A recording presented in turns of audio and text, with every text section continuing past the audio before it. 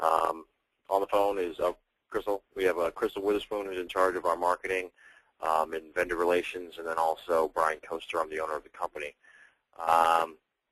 Sorry for these little technical difficulties. It seems our phone system, when you press *1, it puts everyone on hold, and then that is the code to get the webinar started. So it's definitely an issue. And then, Crystal, you want to monitor the phone calls, the inquiries, just to make sure everyone can hear us, okay?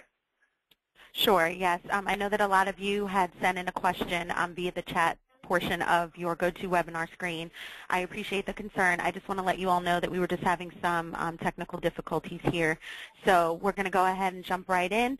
My name is Crystal. I will be monitoring all of the interaction during the webinar, so if you all have any questions, please feel free to go ahead and use the chat portion to go ahead and send that to me, and we'll address them during the Q&A portion of the webinar. Since we went ahead and had a couple of technical difficulties, I'll go ahead and let Brian get started on the content of the webinar. So thanks again for attending. Okay, absolutely. All right, so let's get going. So the UCDP, it's essentially a MISMO, which is the Mortgage Industry Standard Maintenance Organizations. These are some key acronyms that you're going to have to learn. MISMO is the Mortgage Industry Standard Maintenance Organization. FHFA is the Federal Housing Finance Home Valuation Quota. The LQI is a part of the Loan Quality Initiative. The CDD, which was the Collateral Data Delivery, which was the original formation of the UDCP. The Uniform Data Mortgage Portal, the Uniform Appraisal Dataset, and the Uniform Collateral Data Portal, and the Summary Submission Report. So all these are acronyms that are key to the whole process. The UCDP is the collateral portal, which is actually delivering the collateral portions. The Uniform Appraisal Dataset is the codes and the information that you need for the actual appraisal. The Collateral Data Delivery, which was the original name for the Uniform Collateral Data Portal, and then you've got MISMO, which is the Mortgage Industry Standard Maintenance Organization, which is a form of XML data that's going to be sent, that the file is going to be sent in. So all these things are very, very intricate and very, very important to the process of submitting files. Yes, ma'am. I'm sorry, I just wanted to jump in for a moment. The UMDP actually stands for Uniform Mortgage Data Program. I apologize for that typo. That's something I changed, but I just wanted to throw that in there. Okay. Key dates. June 2011, they're supposed to release the final specs. Nobody has the final specs yet. So when people say, if any other companies say that they're ready for this and they're going to be okay, nobody has the final specs. I know September is when they're supposed to release the appraisers are supposed to start using it, and then December 1st, 2011, which has become voluntary. March 12th, 2012 is when it becomes mandatory. Any service provider who says they can do this, nobody can yet. They may have, a contract with the company, which is Veros, that will enable them to get the specs, enable them to get access to the portal, but nobody has the final specs. Now these dates, again, they said this was going to be done January of 2010, I think, and did not happen. This is something that's going to be probably pushed back again, just because you've got a lot of huge issues with problems with what happens when, technology issues, or what happens when, you're going to sell to B of A. Well, who's responsible for delivering the file? The person who originated the loan or B of A? Well, how is B of A going to get a first-generation PDF of the file and the XML data? What happens if there's an error? Does B of A go back? And all those types of things. Appraisal report forms for all conventional mortgages delivered to GSEs as of March 19, 2012 must be submitted to UCDP prior to the delivery date of the mortgage if the loan application is dated or if an appraisal report is required. So this is all of them. The forms that they're going to use is the 1004 form, the 1004C, the small residential income property, individual condominium unit, exterior only, and then the exterior only inspection residential appraisal report form. They're probably going to include additional ones later on, but as of now, this is what they're going to include in initial specs. There are Fannie Mae forms only. The individual cooperative appraisals, interest appraisals, and then the exterior only. So there's AI forms, there's small residential forms, there's other forms that appraisers use, such as a CVR form, that will not be included in the spec. Here are some samples of what the form's going to look like. This is just a example of what it's going to look like. Not the final version. You're going to have a lot of check boxes. You're going to have a lot of drop downs. The lender is going to be on there. The AMC is going to be on there. You're going to have just a lot of different things. It looks very similar, but it's just going to be, you're going to have the high schools and the middle schools, some views, things of that nature, which are going to be more standardized format. Here are some other ones where if they're taking something that was traditionally a only fill-in and making it more of a drop-down. Now, over time, I would assume that 80% of these will be drop-downs. So like floors, walls, trim, finish, exterior walls, foundation, all those types of things will be drop-downs. But these are just examples of what's going to be required, like Comp 1, 2, and 3 are all going to have similar things. What's the data source, MLS numbers, verification sources, all the things basically very similar to a traditional 1004 are going to be included. Now, the big thing that's going to make the difference is the codes, and that's where a lot of training is going to have to be done, meaning the underwriters are going to have to relearn how to review an appraisal. Appraisers are going to have to relearn what these codes mean, because each code has a specific definition, and Fannie Mae did a survey of over 1 million appraisals on the condition of the property, and out of 1 million, there was something like 917,000 were average condition, and out of average condition, 127 variables of average condition. So you've got a situation where there's no way that all of these are average, but what's average? And so they're changing these to, conditions to ratings. So they'll have a C1, C2, C3, C4, C5, and then each rating is going to have a specific definition of this is what this means, this is what that means, all those types of things to enable a clearer picture of the condition of the property at the time, as well as, and you just enable a kind of a streamlined process. So this is going to change when you start putting these codes in there and all these kind of things. This is going to totally change the way appraisers write up as well as underwriters write up. I think a lot of people are kind of ignoring this just because they don't realize, but this is a big deal, and this is something where, we're starting our training with some of our clients now. It's going in there, giving them presentations on what they need to do and things like that, because of the fact it's such a big thing, and it's definitely something where is not business as usual. Here's just some other stuff. They're going to require days on market, and some other things that they should have included the whole time. I have all the forms, but we just use the 1004 just as an example. The form's going to be either an XML data stream output from appraisal form software with an embedded first-generation PDF file. Without the scoring, XML data must be submitted to UCDP. Essentially what they want, first-generation PDF. What is a first-generation PDF? First-generation PDF is a selectable file. Basically, you can select, you can copy and paste from it. That means it's first generation. If it's not first generation, for instance, if I print a PDF document of an appraisal and then I scan it and send it to you, that is not a first generation PDF.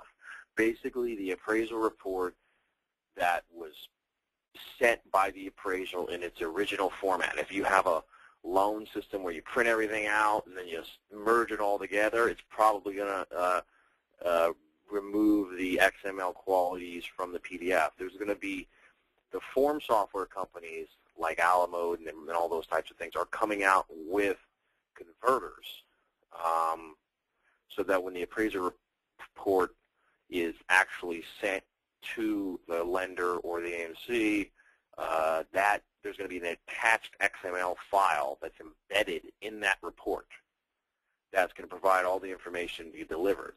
All XML files must include an embedded PDF, so you should have basically everything. Now, the good thing is that this is going to totally change the automated review pro thing because of the fact that they used to use image recognition technology with some XML stuff for the automated review. Now it's going to be enabled where you can use total XML, and it's going to be exactly right because it's all going to be in the MISMO format. So as an AMC or a lender or an appraiser, you can now have very consistent data where you could even theoretically in an area where there's no MLS build your own MLS database just by putting together a simple XML mapping, which is the slam dunk to do. Lender and lender-designated agent. Essentially, the delivery of the file will be either by the lender or a lender's designated agent. Lender's designated agent could be anybody or any entity authorized to perform the function of the lender to deliver the file to the GSE. So if you sell directly to Fannie Mae, if you sell directly to them, you're going to have a lend either yourself or a designated agent deliver on your behalf. And I know for our clients, we're going to take care of that for them, and essentially we'll get set up by them as an agent of their company with get our own username, login. That'll be stored in their profile, and then when we go to deliver the files for them, it'll be a post-closing scenario. We can do it on their behalf as a designated agent. Again, a lot of this stuff is still up in the air as far as, well, what happens if I'm not selling directly to Fannie, I'm selling to B of A? Does B of A want me to require? I don't know that answer to that question, and that's why we were trying to get all this initial stuff solved with the, the general scope, and then we'll move into the very specific stuff. If the appraisal is available in a PDF format as a convenience to users, a conversion tool will be available for a fee by Bureau's Real Estate Solutions, the technology vendor that is supporting the UCDP. Essentially, it's $1 per file, and it's you can only do 10 files at a time, so it's a very manual process. It's something where if you were as a lender going to do this on your own and you just had the PDF version of the file, it's going to be something where it's going to be a very lengthy process. It's going to be very annoying to do because you're going to get errors. You're going to have to go back and get the appraisals corrected.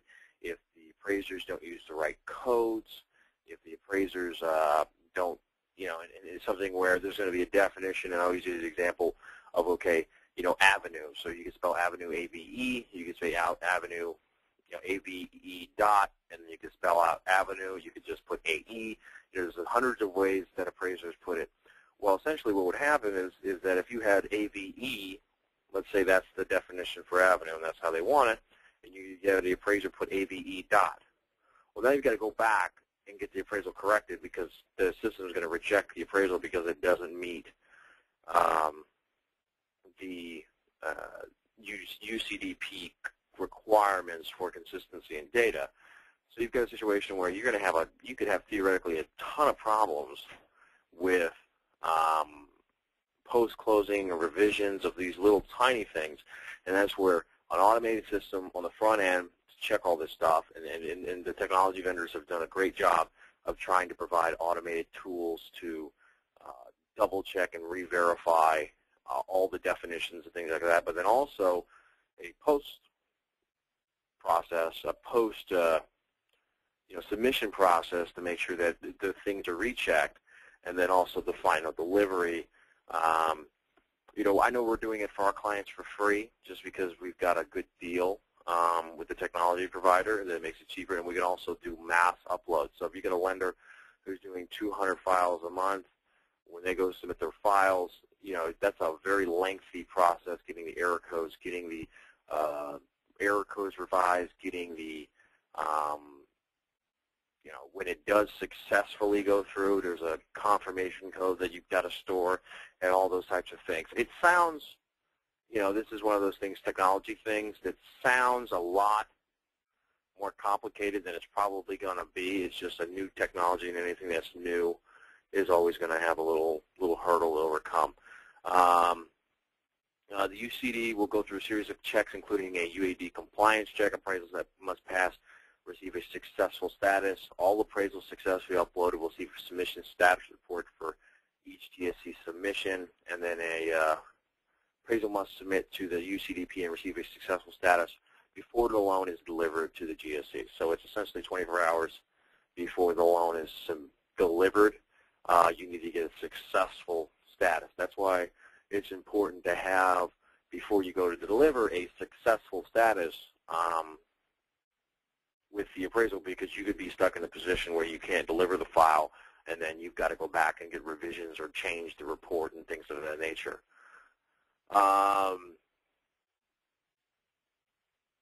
And then establishing access for the UCDP, you got to set up their profile, add users. There's going to be a web portal where you could, your company is going to be able to add additional users, additional agents for the company, all those types of things. It's definitely going to be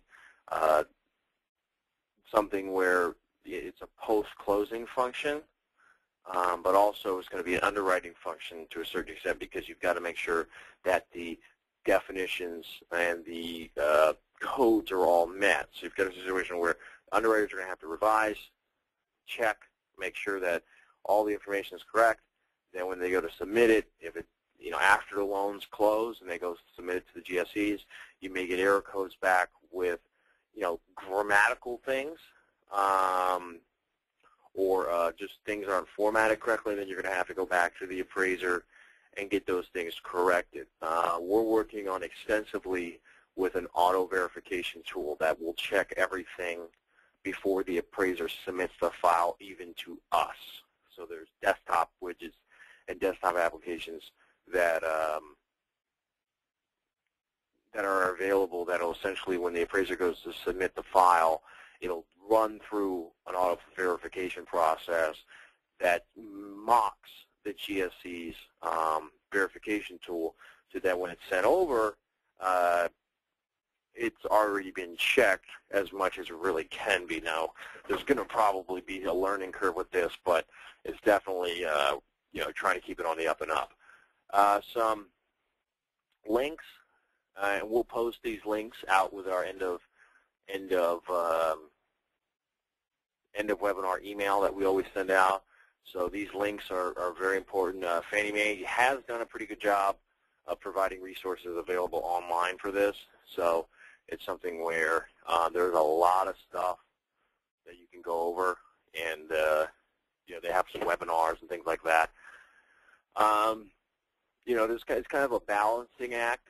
The Uniform Appraisal Data Set is, you really got to accept the changes that have already been made, and then the train has really left the station in the fact that this is going to happen. The lender's really issues is the solving the submission process, receiving the appraisal in the XML, getting the MISMO, getting that delivered, and then getting the successful submission report back. Now, a lot of these things are going to be works in progress, meaning no one really has 100% knowledge of how the final product's going to be, but it's something where it's definitely going to change the way. Now, the biggest thing by far is not the submission of the data. The biggest thing by far is going to be the training of appraisers and the training of underwriters to make sure that they understand what is required of them next, because this is relatively quickly. September 2011 is when appraisers can start using the form. December is when they can start practicing submitting the form. March is when you have to start doing it. Getting underwriters equipped to review the new. It's really like a totally different language. There's all kind of other things that we can go into later. We will be providing training to our clients if on this stuff. So if you have any questions about it, you can email me. And we'll be doing it in a webinar format, and we'll be doing it in a in live person format for specific clients. Also, for our appraisers, we will be providing training as to kind of a best practices and dealing with the new forms and things like that, because we've already have access to them.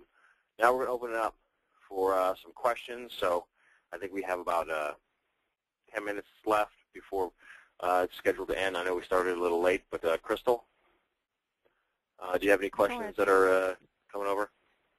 Sure, yeah. Thanks, Brian, so much for that presentation. If you probably noticed, this is just a quick overview of the UCDP. There's a lot more that goes into it, and as Brian said, there's going to be a lot more of continuing education on this topic. So I know there was a question from Tim, Brian. You can probably answer this. An appraiser, Tim, said that he saw on the first page of the form that closing costs were being asked for. He wants to know, where would an appraiser get that information? I guess he's referring to the forms that you showed earlier. Okay. Are you talking about the first page? Where specifically? Yeah, he says on the first page of the form. I'm trying to see if I can see it here. Contract price, contract date, settlement date, third-party closing costs. If the report is financial, yeah. Down payment by half a party selling closing costs, third-party closing costs. I mean, this is for a contract, so that'd be that'd be for a purchase, so that'd be within the contract. I mean, usually you'll be able to find if there's any seller concessions, builder's concessions. Third-party closing costs would be like a NIAMIA program that's no longer in existence, or I know FHA has some seller-assisted closing costs that are enabled, or if I guess tax credits or something like that. Most of that's in the contract, though. I don't think they're talking about loan charges, closing costs. Like if they are talking about loan closing costs, it says financial assistance. Well, they said if there are any financial assistance, loan charges, concessions to be paid by any party on behalf of the borrower. I don't think they're talking about like discount points or like yield spread premium, because there's no way that you would know that. I think they're more referring. This is why we're going to do training on this too, because these things aren't finalized. I think they're more talking about 3% closing cost and a new car or something along that line, that for our 6-month lease on a car or something along that line. I don't think they're actually talking about like an appraisal fee and title fees and things of that nature.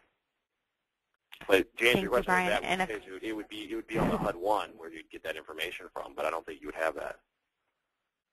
Yeah, we're getting a lot of feedback from some of the other attendees, and they're stating that they think they're speaking about the seller-paid costs that are normally negotiated in a contract. They're saying that the appraiser can refer to the actual contract for that information. So hopefully that helps answer your question, Tim. Moving along to the next question, Ken wants to know what the overall purpose of this conversion is. During my research, I would be able to answer this question for you, Brian, and maybe you can chime in. Yeah, go ahead. Go ahead. Go for it. Okay, great.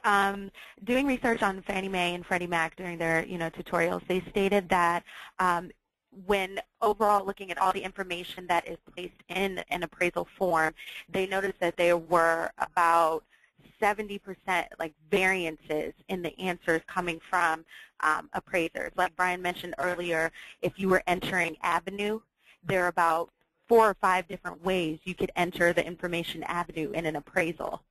So basically they are trying to make it uniform across the board to make sure that all appraisers and all the information entered is on the same playing field. That's the best way I can describe it. There's a lot of, they pretty much made lists of abbreviations that both lenders and appraisers are going to need to know and use on the appraisal report that must be, you pretty much have to memorize them so that you can interpret them correctly.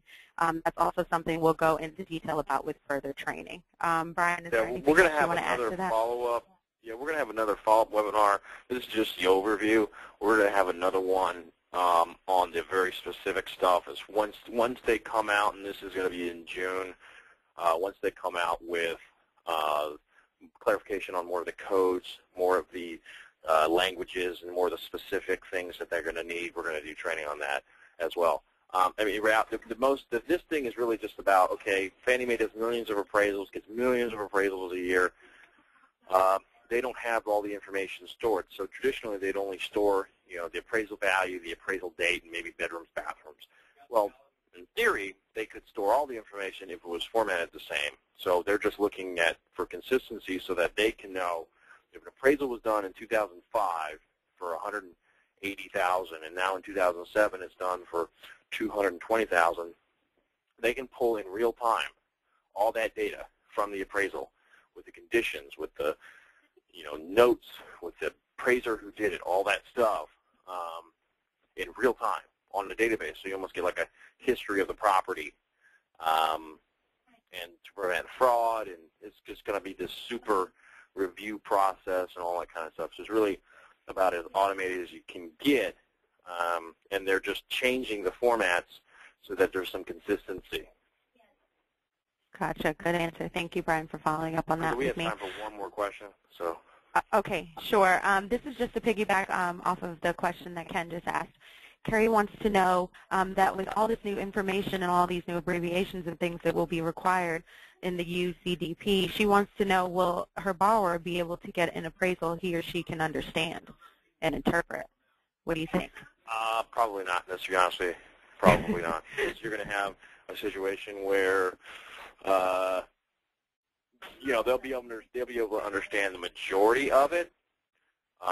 They'll be understand the general concepts, but there's going to be a lot of codes that are going to have to be referred back to like a cheat sheet. Like you're going to actually have to know what's going on because of the Q1, Q2, all these kind of things, these codes, C1, C2, each of those have a definition, and then we didn't cover it in this one because we want to keep these things short. There's also ways of reporting the information that's going to change. Now, I mean, you'd probably be able to explain it, but it's something where there's going to be some confusion because of the fact that it's no longer, average condition or above average condition. It's going to be very predefined codes that go along with the definition. Now, if you had that kind of all layered together, then I guess you could, they could understand it.